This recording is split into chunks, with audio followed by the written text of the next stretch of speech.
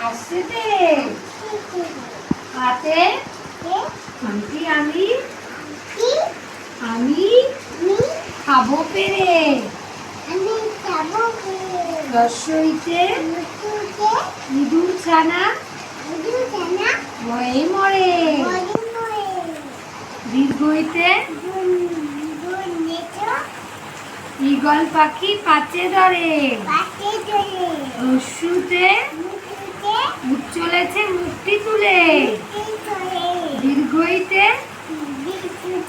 দীর্ঘটি আছে ঝুলে ঋতে